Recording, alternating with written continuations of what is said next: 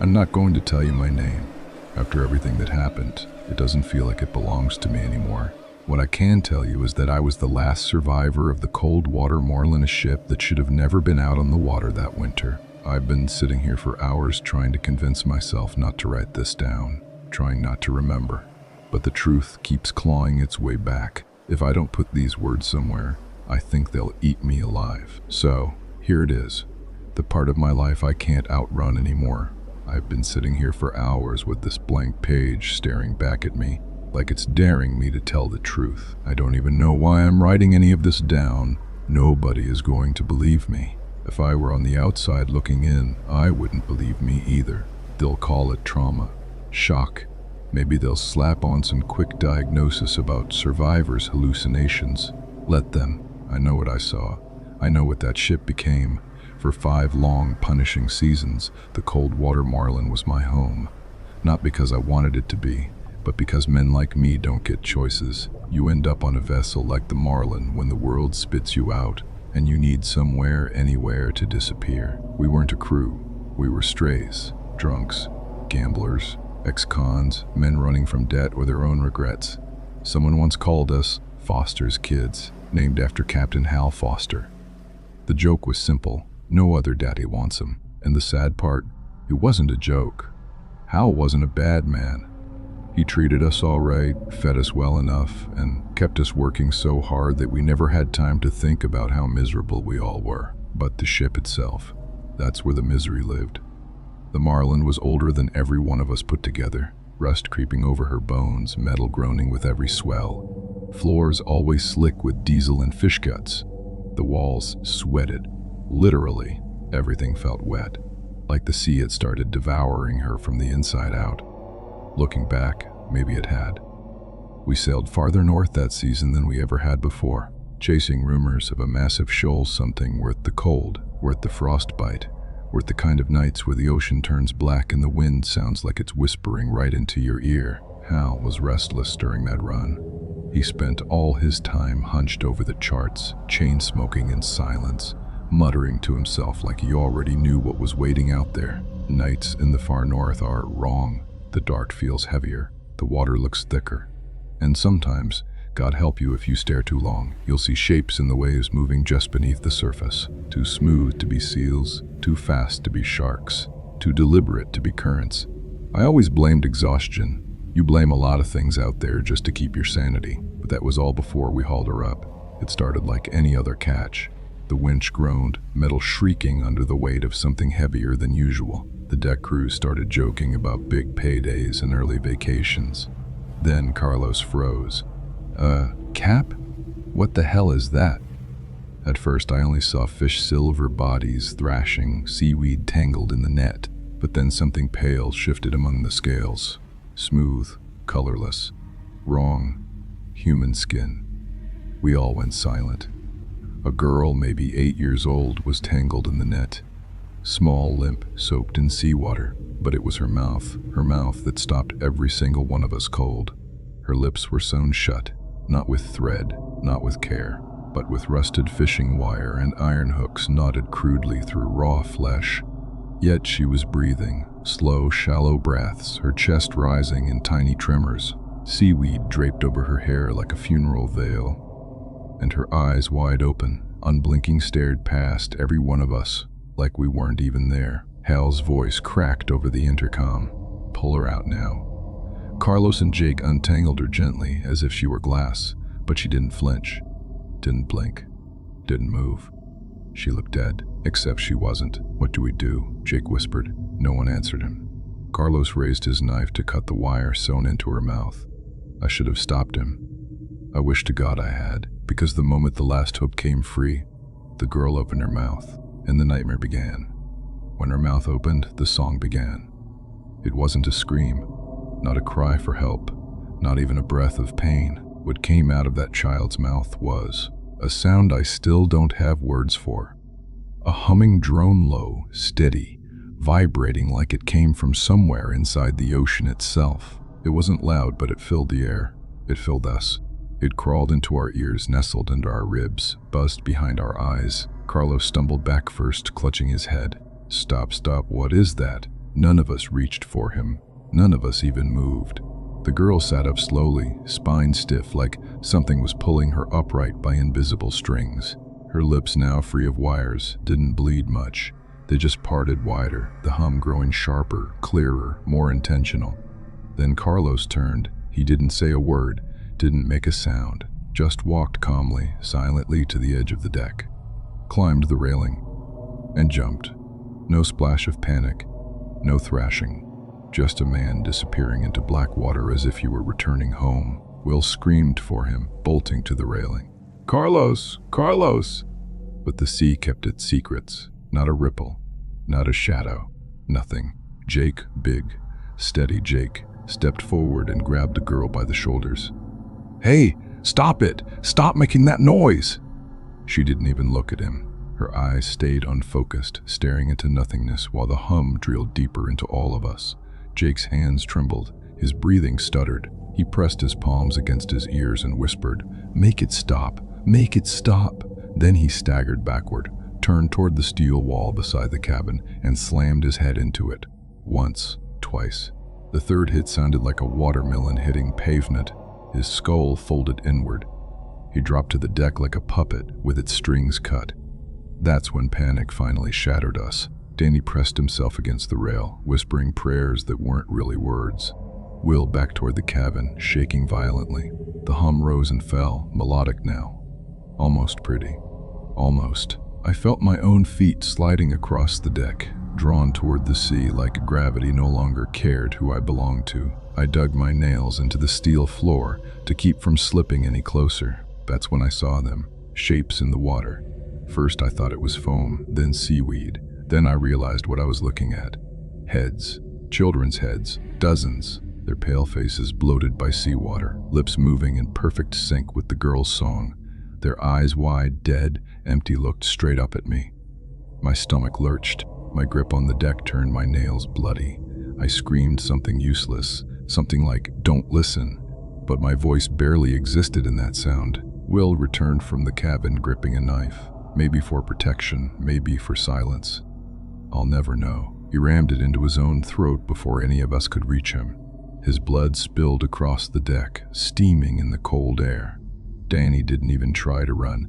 He just walked like in a trance past me, his tears freezing on his cheeks. He stepped over Will's body, over Jake's blood, and right off the ship, gone. The girl finally stood. Her movements weren't natural. She jerked like a marionette, her neck tilting sharply as the melody changed into something almost joyful. She didn't look at the bodies, didn't look at us. She just kept singing. I backed away, every breath a knife in my chest. My taped ears throbbed, the sound still bleeding through. Matt and Reynolds were fighting near the bow. Except it wasn't a fight. Matt was smashing Reynolds' skull with a wrench, screaming silently behind my ear protection.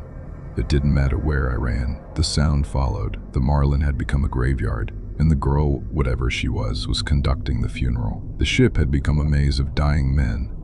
I stumbled backward, lungs tight, ears bleeding under layers of tape. The song still leaked, in thin, needling, like it wasn't entering through my ears anymore but through my bones. Every metal surface vibrated.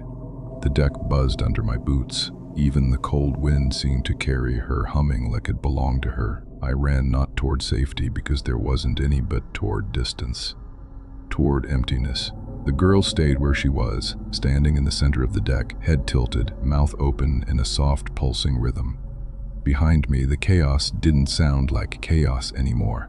It sounded coordinated, like every scream and impact moved in time with her melody. I ducked into the crew corridor, the lights flickering like they were sick. The hall felt narrower than usual, like the steel walls wanted to squeeze me in. The hum chased me around each corner, bouncing through the ship's metal ribs. I grabbed rags from a supply closet, stuffing them into the tape already wrapped around my ears until it felt like knives were piercing the skin.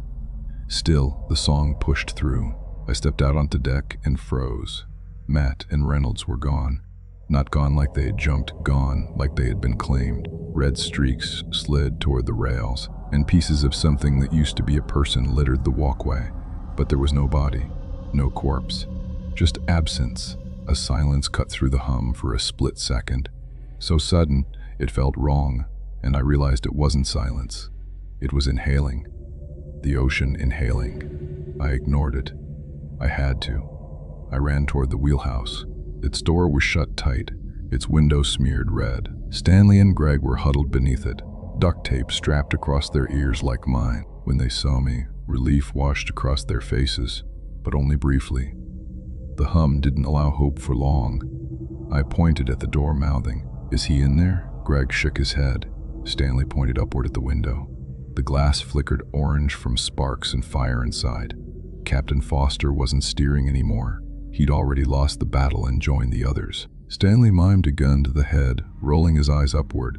Foster had given himself an ending before she could claim him, a mercy no one else thought to take. We sat together because there was nothing else to do. The hum vibrated the steel under us.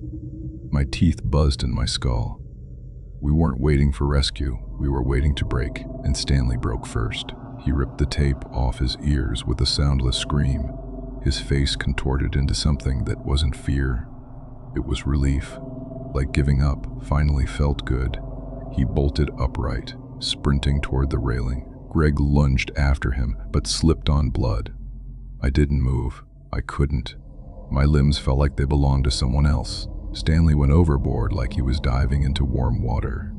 Greg glanced at me once, anger, sorrow, resignation, all tangled together before jumping after him. Whether he went to save him or join him, I'll never know. It was just me now. The hum swelled again, deeper, richer-like.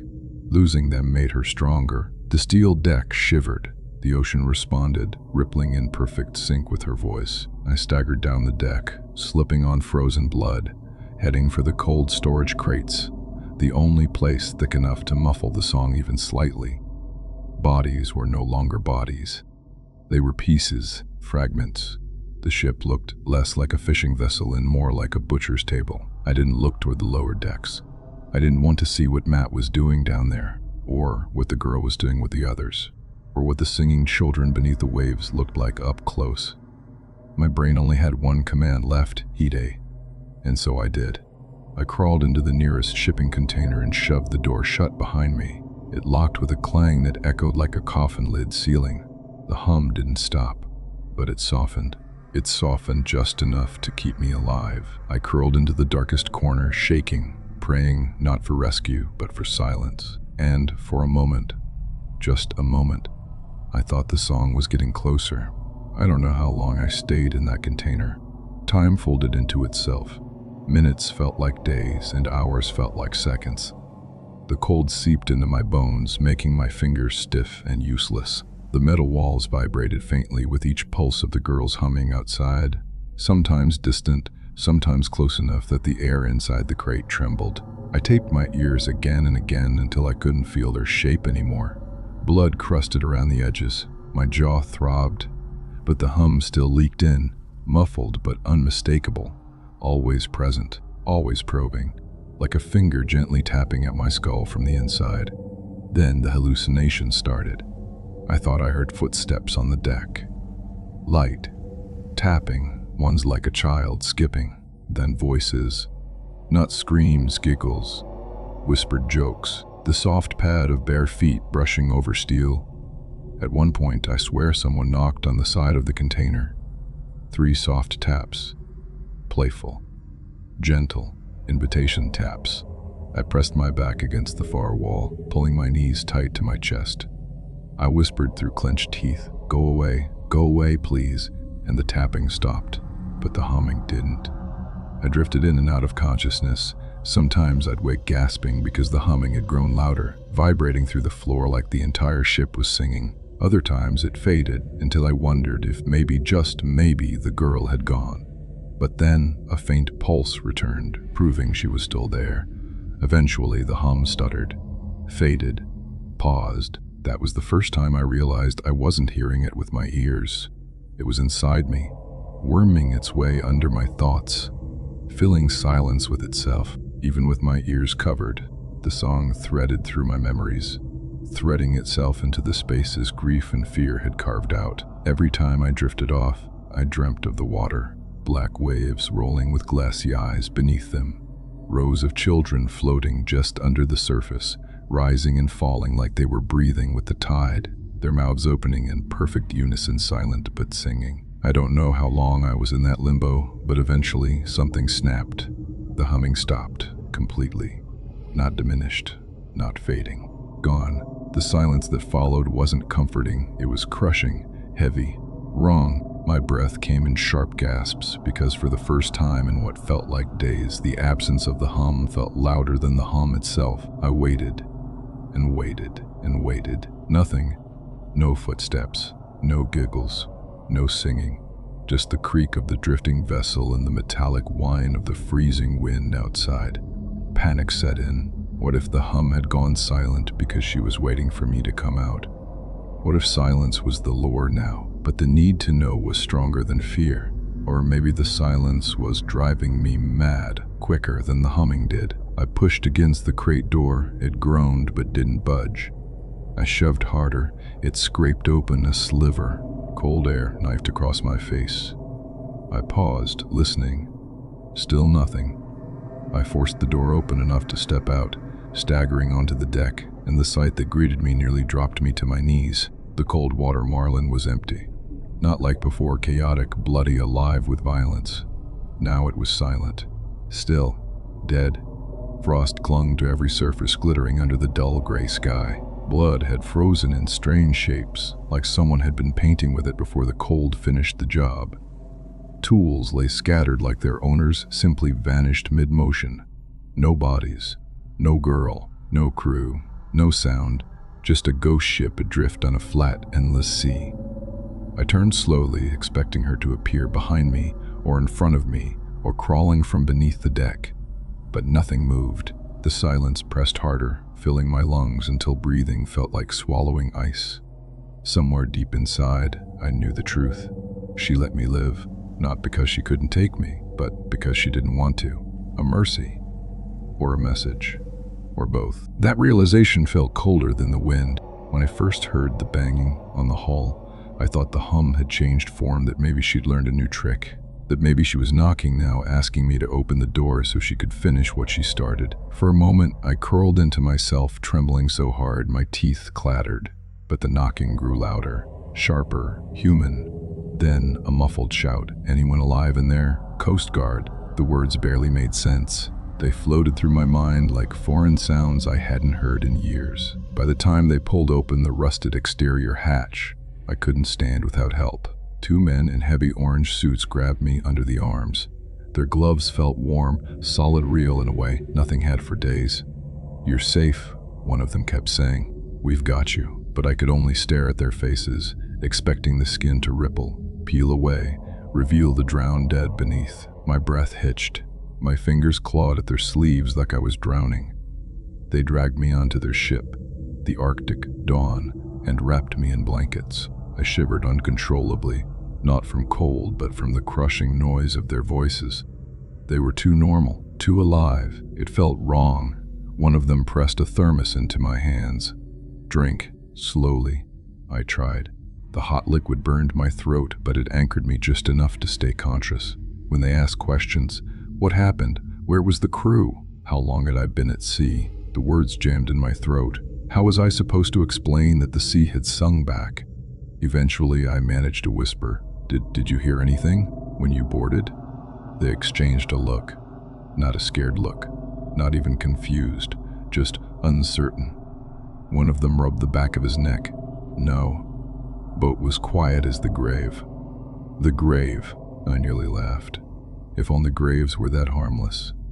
They settled me in a bunk, and for the first time in weeks, I felt the warmth of a heater on my skin. I sank into the mattress, my eyelids half closing until a familiar thought stabbed through me. Why did she let me live?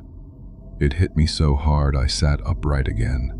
Sweat dripped down my forehead. My heart slammed against my ribs.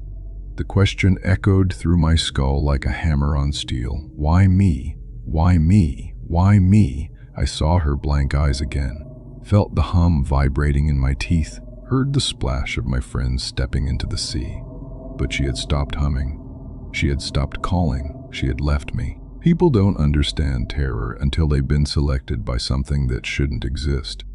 Hours passed before the captain of the Arctic Dawn came to speak with me. He was older, weathered, beard-streaked gray, eyes tired in a way that told me he'd seen more storms than any man should. He pulled up a chair beside the bunk. "Son," he said quietly, "I've been at sea 30 years. I've seen wrecks, capsized rigs, men lost to waves. Never seen a ship like that. No mutiny signs, no distress call. But the blood," he let the word hang in the air. "The blood says a storm didn't take your crew." I shook uncontrollably. It wasn't a storm. Then what was it? I opened my mouth, closed it, tried again. "You won't believe me." He leaned back, his eyes softened. "Try me." So I told him. Not everything, not at first. The song, the children, the dead faces beneath the waves, but just enough for his expression to change from patient concern to wary discomfort. When I finished, he didn't speak immediately. He just inhaled slowly, exhaled, stood up, and left without another word. I heard him later whispering with the crew outside my bunk room. Their voices hushed, urgent.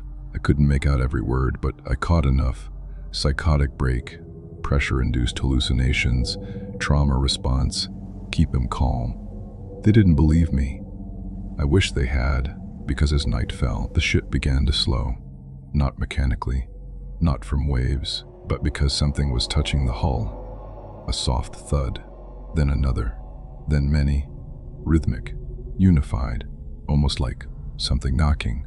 The knocks weren't coming from the deck or the machinery. They were coming from below, deep under the hull, traveling upward to the metal bowels of the Arctic dawn like a heartbeat shared between ship and sea.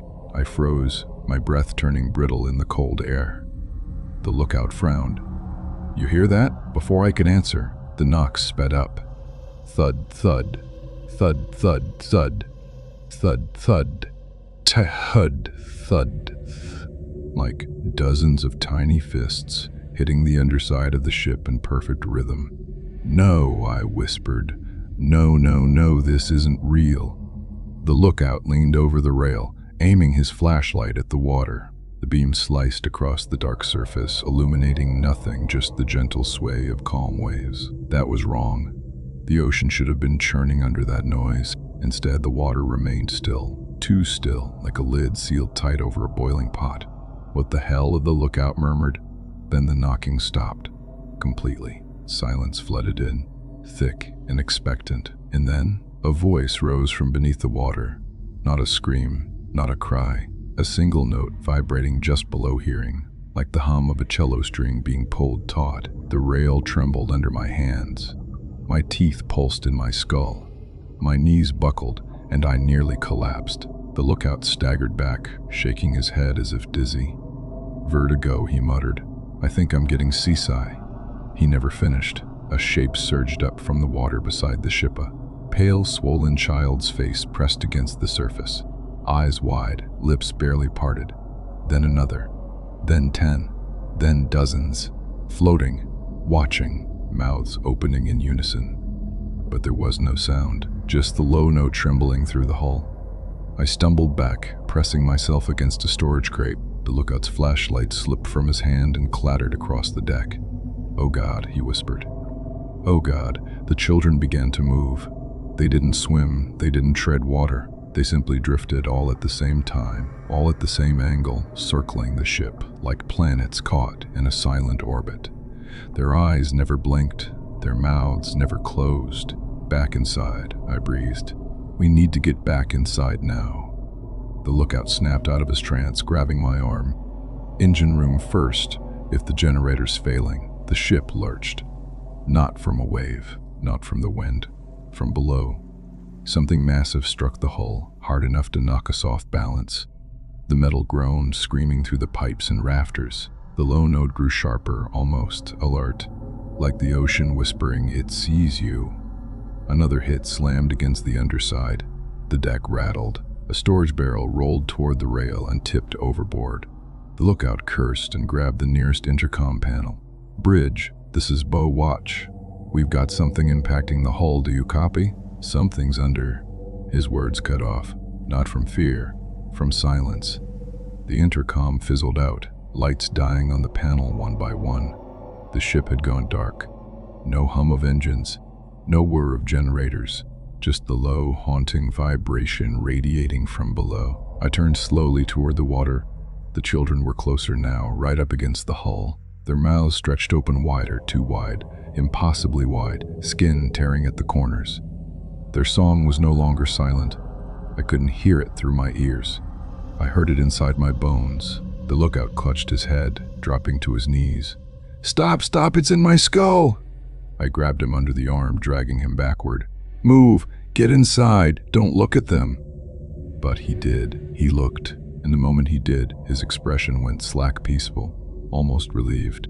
He stood, walked to the railing, and without hesitation, he stepped over the side. I lunged, but my fingers closed on empty air. The ocean swallowed him without a ripple. The children sank beneath the surface with him like a school of pale fish escorting prey into the deep. And then silence again, except a new sound echoed up through the hull, not knocking, not humming. Footsteps inside the ship, small ones, wet ones, coming up from the lower deck, heading toward me. At first, I told myself it was just the metal contracting. Ships make noises, ships creak, ships groan. That's normal. But these weren't groans, they were footsteps. Light, measured, deliberate. Something small was walking up the service stairwell that led from the lower decks to the main corridor. Each step produced a soft, wet pat, like bare feet slapping against steel. I backed away from the rail, keeping my eyes glued to the door that led into the interior hall. The emergency lights inside were flickering, weak red pulses that made the corridor look like a throat slowly swallowing. Pat, pat, pat. The footsteps grew louder. My breathing turned sharp and ragged. My hands trembled violently. Every instinct screamed at me to run, but where? The deck was open sea. The cabins were corridors that could trap me. The engine room was flooded in shadow. There was nowhere safe. Not anymore. The door handle twitched, once, twice, then slowly began to turn. My heart tried to claw out of my ribs. The door creaked open half an inch, then an inch more. A faint silhouette appeared in the crack small, no taller than my waist. I didn't want to see it. I didn't want to know, but my eyes refused to look away. A small hand pressed against the gap in the door, pale, waterlogged, wrinkled like it had been soaking in the sea for days, and sewn across the palm, dangling loosely between the fingers, were bits of rusted fishing wire. Just like hers. "No," I whispered, staggering back. No, you can't be." The hand slipped away and the door opened wider. A child stood there, or something shaped like one. Its skin was gray-blue, the color of frozen flesh. Seaweed clung to its scalp like hair. Its bare feet left wet prints on the steel floor, but its mouth, its lips were sewn shut. Not neatly, not professionally. Crude stitches, crooked, torn in places, raw and bleeding. Despite the thread sealing it, the creature emitted a soft hum-low, vibrating, bleeding into the air like the ocean itself was exhaling through it. Behind it, another shape emerged, then another. Soon, 3 small figures stood in the doorframe, swaying gently, like they were waiting for something. For me. "Stay back," I said, voice cracking. "Please, stay back." They didn't listen. They stepped forward in perfect unison, their heads tilting the same way. Their movements jerky and unnatural, like puppets controlled by waterlogged strings. I bolted, not into the interior. No way in hell was I going toward them. I fled across the deck toward the stern, breath fogging the air, boots slipping on frozen patches of blood. The thrum under the ship grew louder, vibrating the metal beneath me like a giant was dragging its nails along the underside. Behind me, I heard the door to the corridor bang open as the children spilled onto the deck. Synchronized, silent except for the hum, relentless. I rounded the corner, nearly collided with another figure, the bosun from the rescue crew. He grabbed me by the jacket. "What the hell is going on?" We heard something under the hull and... "Run," I gasped. "Don't look at them, don't listen, just run." "What? Who?" He stepped past me, peeking around the corner. "No." I reached for him, but it was too late. He saw them. The humming spiked. The bosun froze mid-breath, his face drained of color. His eyes went glassy, unfocused like he'd fallen into a waking dream. He took a step toward them, then another. He didn't blink, didn't flinch, didn't hesitate. The humming children reached out tiny, wrinkled hands to welcome him, touching his arms with impossible tenderness, and his knees buckled. He fell forward into their embrace. I didn't see what they did to him. I didn't want to. I turned and sprinted into the freezing darkness, not caring where I ended up. The deck blurred, my lungs burned. The metal thrummed like it was alive, and somewhere behind me, the humming changed, shifted, deepened, as if something far larger had risen to join them, as if the song had found its missing voice. I don't remember how long I ran. Seconds, minutes, it all melted together into a blur of steel and fog. My breath tore in and out of my lungs, each inhale scraping like ice. I kept stumbling, catching myself, slipping again. The humming behind me rose and fell like the tide, closer, then farther, then impossibly close again, like it was circling me, like it didn't need to walk to follow. I ducked behind the winch system near the starboard rail and collapsed into the shadows. My hands shook so violently I had to pinch them together just to stop the rattling. I pressed myself against the cold steel, trying to become smaller, quieter, invisible. The humming continued, higher now, sharper, a melody that felt older than the ocean itself. I clamped my bleeding ears beneath my palms, but the sound didn't fade. It vibrated in my teeth, sank into the cracks between my thoughts, burrowed deep behind my eyes. Somewhere above me, something scraped across the deck. No footsteps. Something being dragged. I held my breath. A shadow passed across the deck, long, narrow, gliding more than walking. It stretched unnaturally far, almost like a silhouette cast by something that wasn't physically there. My chest tightened as a cold realization sank in. This wasn't the children. This was something bigger, something that commanded the song, not followed it. The dragging sound stopped. Silence, complete, total, the kind of silence that feels intentional. Then, slowly, as if lowering itself from above, a pale face appeared over the railing, not the girls, not the children's, something else. The face was long sunken, floating just above the deck. Empty black sockets stared downward, scanning silently. Its mouth was sewn shut with thick rope-like cord, but the humming poured from it anyway, vibrating its entire skull like a tuning fork. I bit down on my tongue to keep from screaming. The thing drifted along the railings, searching, tasting the air, listening for what didn't belong. Me. It paused, tilted its head. The humming deepened. Slow, resonant, ancient, like the bottom of the ocean was singing through it. Something under the water knocked against the hull. Once, twice, then dozens of knocks in rhythmic patterns. Knock, knock, knock, knock, knock, like signal codes, like a conversation. Whatever hovered by the railing responded, the humming shifting each time the knocks did, harmonizing with unseen creatures beneath. Then, all at once, everything stopped, silence again. The face lifted, drifting upward and out of sight, as if pulled by invisible strings. When I finally dared to move, my knees gave out, and I collapsed onto the deck. I must have blacked out after that, because the next thing I remember is waking inside a shipping container on the rescue vessel, dehydrated, delirious, and praying the nightmare was just that, a nightmare. But it wasn't. You know the rest. The questioning, the disbelief, the dismissive smiles, the pitying looks. They all told me the same thing. There was no girl. There were no bodies. There weren't even nets deployed when they found the Marlin. There was no damage to the ship. No signs of a struggle. No blood reclaimed. They think I imagined it. Hallucinated the whole damn thing. But nightmares don't follow you. Not like this. Because last night in the harbor, while the Arctic dawn slept, I stood at the water's edge and saw something floating in the black current. A child's head. Pale, waterlogged, eyes open, mouth sewn shut with rusted hooks. It bobbed once, twice, then sank without a ripple. And just before it vanished, I heard it. The faintest hum carried by the wind. They know where I am. They know I left. They know I survived. And the worst part, the humming isn't getting fainter, it's getting closer.